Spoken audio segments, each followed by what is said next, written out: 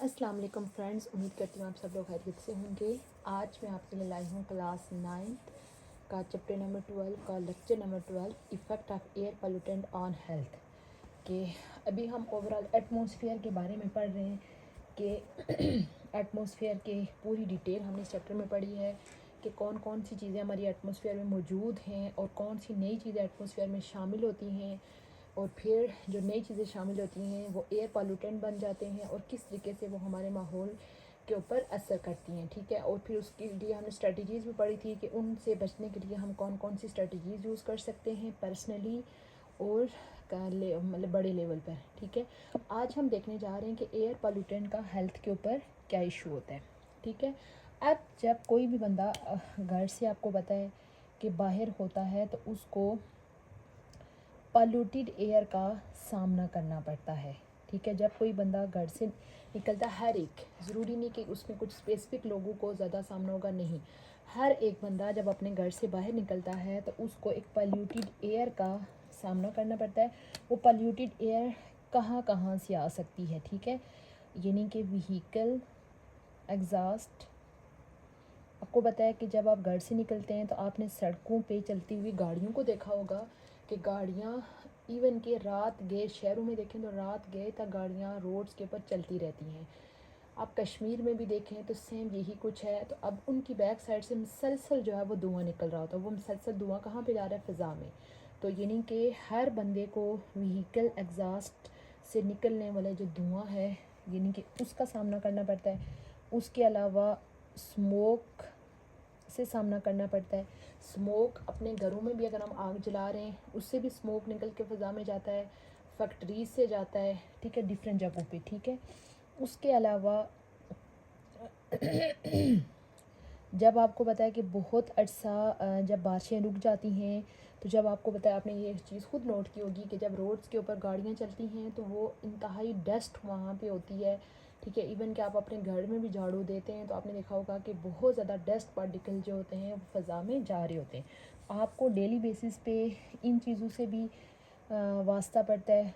उसके अलावा जो हमारे होते हैं पौधे, ठीक है, उनके जो बीज कुछ पोलन्स की फॉर्म में होते हैं, ठीक है, उनसे भी आपको सामना करना पड़ता है। और उसके अलावा इंडस्ट्रियल इमिशन, इन जो इंडस्ट्रीज़ के अंदर से धुआं निकल रहा होता है या इंडस्ट्री से जो डिफरेंट तरह की गैसेस खारिज होती हैं, आपको हर बंदे को जो घर से बाहर निकलता है वो उसको इस पॉल्यूटेड एयर का सामना करना पड़ता है, जिसमें व्हीकल एग्जॉस्ट शामिल है, स्मोक शामिल है, रोड डस्ट शामिल है, पोलन शामिल है और इंडस्ट्रियल शामिल है। ठीक है, अब कोई बंदा अगर शॉर्ट टर्म पे भी, शॉर्ट टर्म यानी बहुत थोड़े टाइम के लिए भी अगर उसको इस चीज़ का सामना है, या लॉन्ग टर्म के लिए उसको पॉल्यूटेड एयर का सामना है, ठीक है, चाहे वो शॉर्ट टर्म हो चाहे वो लॉन्ग टर्म हो, ठीक है, दोनों केसेस में उसको जो है वो डिफरेंट तरह की बीमारियां लग सकती हैं। अब वो कौन कौन सी जो बीमारियां हैं वो इसको लग सकती हैं ड्यू टू शॉर्ट टर्म और long term exposure to polluted air. अब यानी कि लोगों को अस्थमा की बीमारी हो सकती है, ब्रोंकाइटिस हो सकता है, ठीक है। तो उसके बाद आपको पता है कि ब्रोंकाइटिस आहिस्ता आहिस्ता जब मुसलसल वो इसी तरह के माहौल में सांस ले रहे हैं तो एक टाइम ऐसा आएगा कि उनको सांस लेने में भी प्रॉब्लम होगी, डिफ़िकल्टी इन ब्रीथिंग, क्योंकि मुसलसल जो है वो उनका जो लंग्स है वो मुसलसल इस पॉल्यूटेड एयर की वजह से तासीर हो रहे होते हैं। तो उनको उसके अलावा इस तरह के लोगों को ट्रिगर आते हैं, अस्थमा अटैक आते हैं, ठीक है, यानी कि आपने अगर आपके घर में या अगर आपके मोहल्ले में या आपकी क्लास में किसी बंदे को अस्थमा की बीमारी है तो आपने देखा होगा कि एक टाइम उन लोगों पे ऐसा आता है कि उनको सांस मुकम्मल रुका हुआ होता है, उनको शदीद किस्म की खांसी आ रही होती है, इनको अस्थमा अटैक बोलते हैं, ठीक है। तो इस तरह के लोगों को अगर वो मुसलसल आम शायद वो नॉर्मल हों, लेकिन वो जब पॉल्यूटेड एयर का मुसलसल सामना करेंगे तो उनको वो जो अस्थमा अटैक हैं वो मुसलसल जो है वो आते रहेंगे, ठीक है। उसके अलावा उनको आपको पता है कि हमारे जो लंग्स हैं उनका डायरेक्ट लिंक किसके साथ होता है? हार्ट के साथ होता है, क्योंकि हार्ट आपको पता है कि जो अपना यानी कि जो ऑक्सीजनेटेड ब्लड होता है वो उसको कहाँ पे भेजता है? लंग्स में भेजता है। आपने ये चीज़ें बायो के अंदर पढ़ी होंगी। और लंग्स वो जो गंदा खून होता है हमारी बॉडी का उसको क्लीन करके उसके अंदर ऑक्सीजन शामिल करके वापस उसको हार्ट में भेजता है, और हार्ट उसको फिर पूरी बॉडी में डिस्ट्रीब्यूट करता है। ठीक है, ये चीज़ आपने बायो के अंदर पढ़ी होगी, क्योंकि हमारे हार्ट के दो हिस्से होते हैं, एक के अंदर गंदा खून जिसको ऑक्सीजनेटेड ब्लड बोलते हैं, और दूसरी तरफ ऑक्सीजनेटेड ब्लड साफ़ खून होता है। ठीक है, और वो साफ़ खून कहाँ से होता है?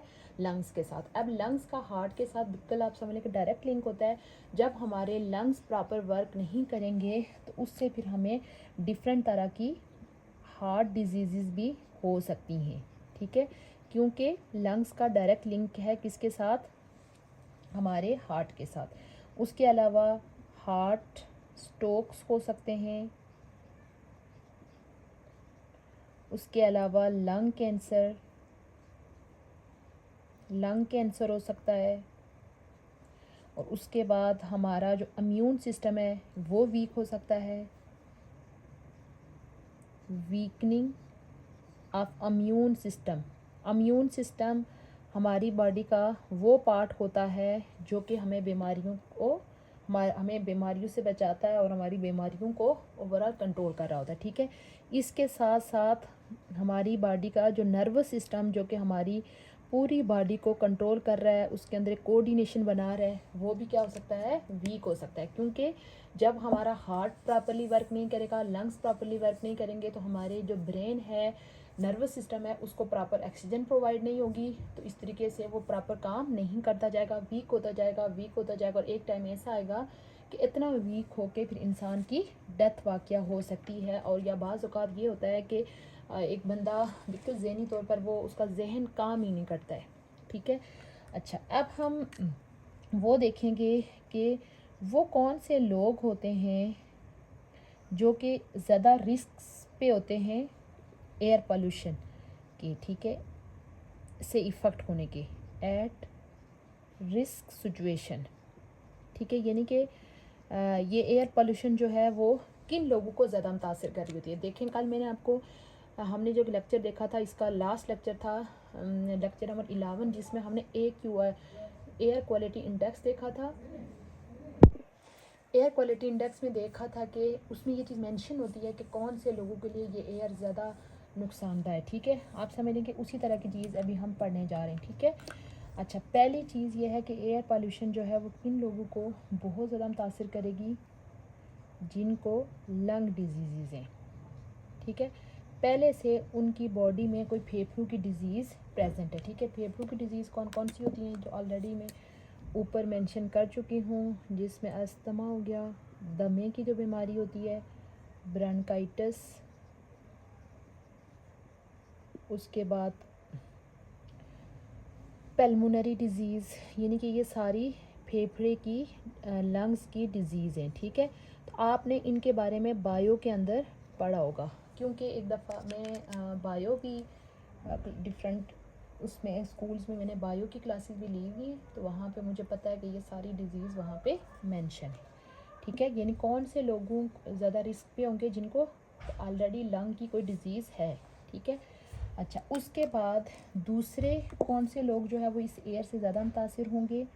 इन्फेंट्स, बच्चे,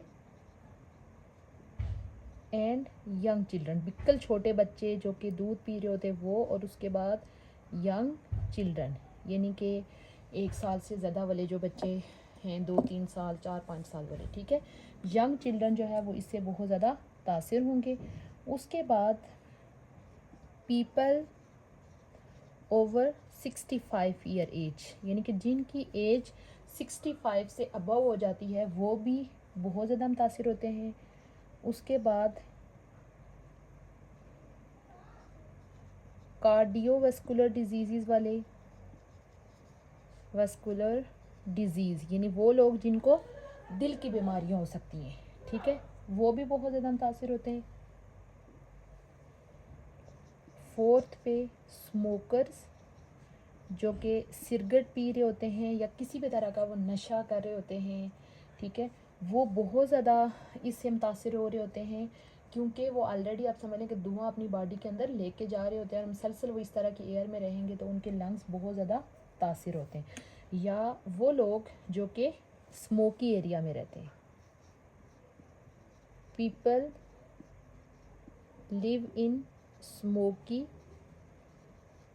एयर। ठीक है, स्मोकी एयर कौन सी होती है?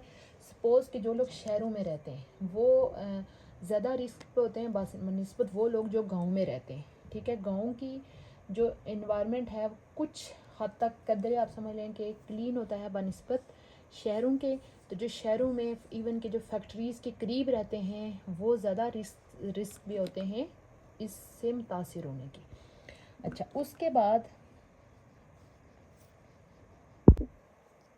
उसके बाद वो लोग जो कि रोड्स के ऊपर काम कर रहे होते हैं, people work at road and congested area.